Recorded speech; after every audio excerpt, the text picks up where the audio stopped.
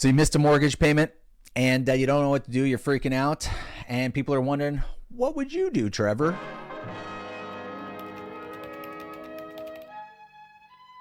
Okay, before I get into what Trevor would do, and I am Trevor, let's get a few things straight. I am not an attorney, okay? I am a realtor. I sell houses, okay? Oftentimes when I look at houses and whatnot, I'm looking at them through the eyes of an appraiser, meaning I am not an appraiser. I cannot appraise your house. I'm a broker associate. I can give you a broker's opinion and an opinion of value. And it's going to be relatively close because I look at it through the eyes of an appraiser. So what an appraiser looks at, I'm going to look at those same things and then I'm going to give my opinion of value and we're going to be relatively close. It's at least in the past. Okay, with that being said, since I am not an attorney, this is not legal advice. I don't give legal advice. And how I'm going to run this video is, what would I do under this situation? Okay, what would I do under the situation of a foreclosure, at least pre-foreclosure, missing a payment? Okay, first thing I would do, say I missed a payment and it's about a month late or so, I would expect a letter in the mail from the lender after missing that first month saying, hey, you missed the last month. There's going to be these fees tacked on top of it, and you need to pay the current month to bring your mortgage current. Otherwise, it starts the pre-foreclosure process. Okay, so what happens then? Now I'm nervous because, you know, maybe I got the money for the current payment, but to pay 2 months in a row, I would have, if I had the money last month, I would have paid it, right? So where I would go would be to the myclerks.myorangeclerks.com or whatever county you're in. Okay, listen, we're in Orange County here. Actually, I live in Osceola County, and Osceola County runs differently, but most of the people that I work with are in Orange County, so we're going to go over this Orange County one. But this has to do with Florida in general. Okay, Florida is a judicial foreclosure state. There are some states that are non-judicial. I won't get into that. Texas is one, but foreclosures are done outside of the judicial process unless you take it to the judicial process. Here in Florida, they're executed and started in judicial process. So I would go here first, okay, which is nice. It's actually nice that the courts do get involved in this, in my opinion. It slows down the processes. They typically don't foreclose as quickly. A judge acts as a mediator in a lot of cases.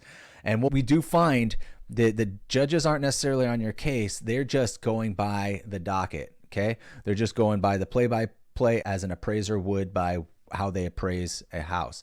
So we go onto here. You can search for your name, okay? We are going to look at a case that I have pulled up, and I don't know anything about this case, okay? I pulled up a random case number. Actually, I pulled up a random foreclosure, a property, and then a pre-foreclosure, and then I got the case number, and that's where we're at right now. When we go into this, it is public knowledge. Otherwise, I would blur this stuff out. But what you'll see in a lot of the court docket is that it has to be in a publication, and they will record the publication because it has to be public knowledge.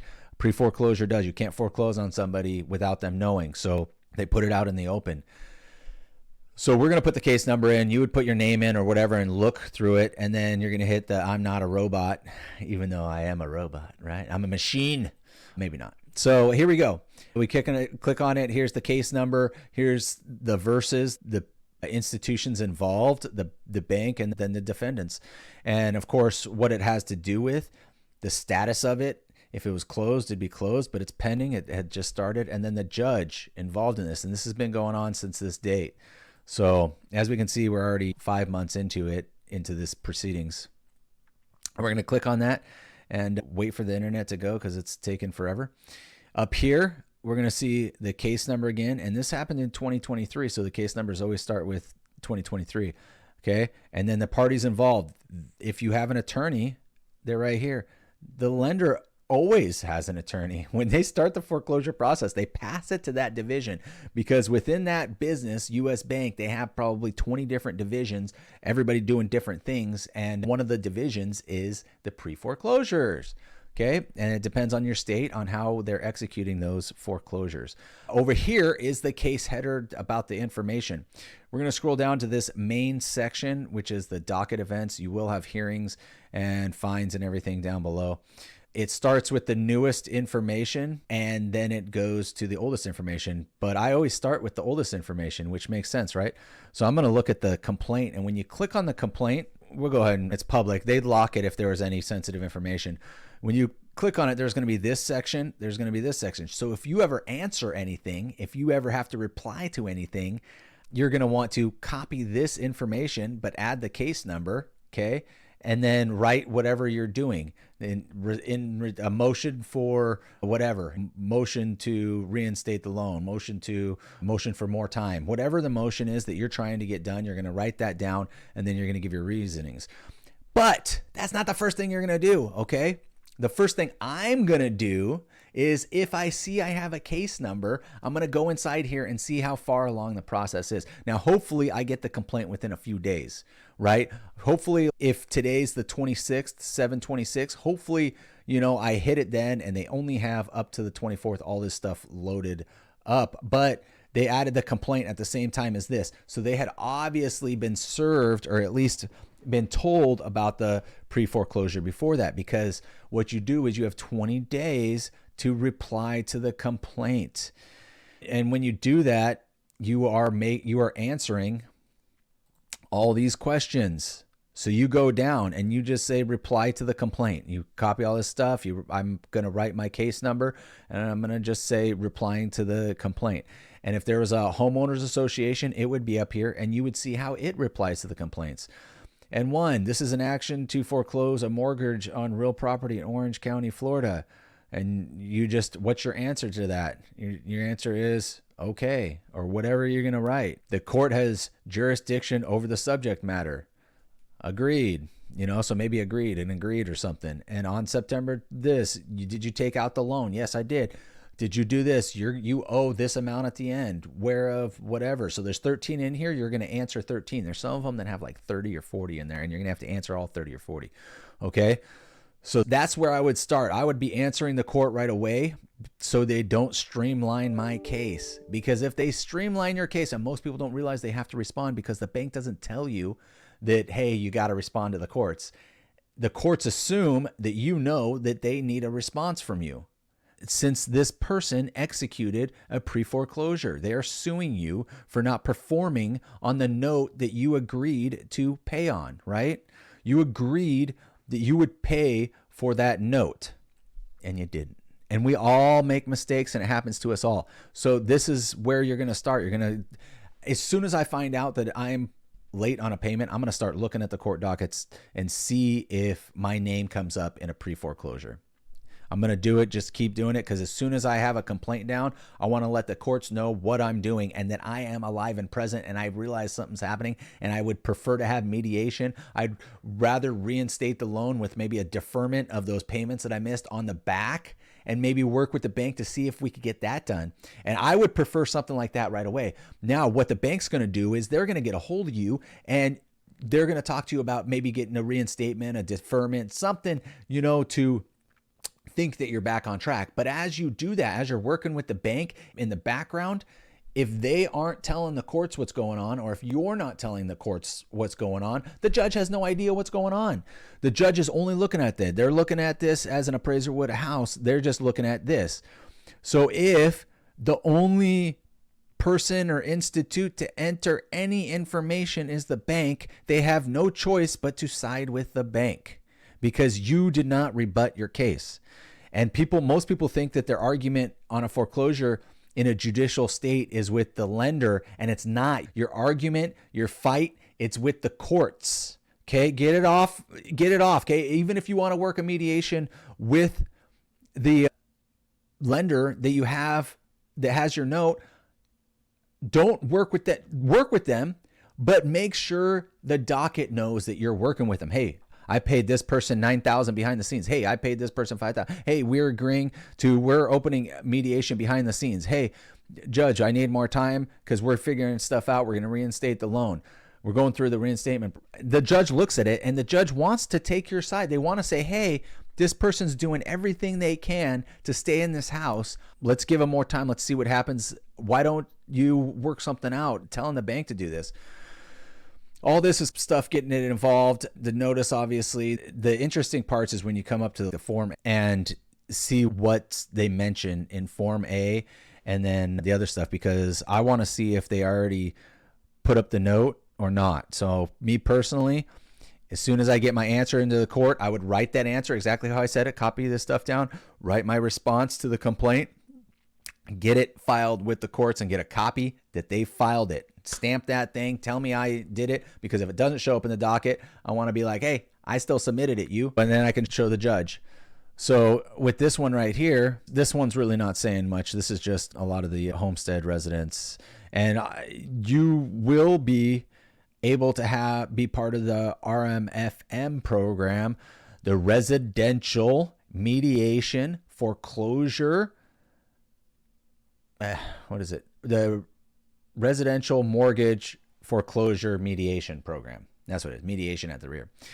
And they try to get a hold of you and they try to mediate things right away. But the problem is, that's what I'm talking about. If you don't get a hold of these people to start the mediation, then the courts think you're not really serious about getting the house back. And most people think, hey, I'm working with the bank. I'm working with the bank's my friend now. No, you missed payments. They're trying to take your house. The bank is never your friend, okay? If you can remember the bank is never your friend, you'll be a lot better off. I'm not going to go into a whole lot of this stuff because this is into another video, and this is already going to be a long video, but this is the notice for the RMFM program. So they're hitting this stuff early about the mediation. And when you don't do it, you get streamlined and you get taken to what some people consider Pound Town. The money just keeps adding up and it keeps going. So they hired a lawyer and they're trying to get an extension of time, which is smart. But they hired a lawyer up here, which actually wasn't too much time. They actually did it pretty good. Within a few weeks, they lawyered up. That's actually smart, okay? Most people don't lawyer up because it's thousands of dollars, and you have to come up with that up front. They're not going to run it pro bono. And if you've already missed payments, there's some issues and stuff. But when people say, hey, what would you do if you got foreclosed on? I would get in here and start working this out, because until you start delaying the courts and recognizing yourself in the court system, if you recognize yourself and you answer everything that the lender says, it takes a long time to foreclose. So if you need nothing else but time to figure out what the heck you're doing, you need to delay the courts. And when I come in, when I cold call a lot of foreclosure people and nobody wants to talk to me, okay? Please, you guys need to talk to somebody.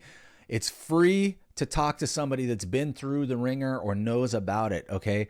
You can even get 15 minutes, 20 minutes of an introductory with an attorney. The thing is, they're not going to be able to give you legal advice. Same thing as I can't give you legal advice. They can do it once you become their client. I can never give you legal advice. Okay. This is just what I would do.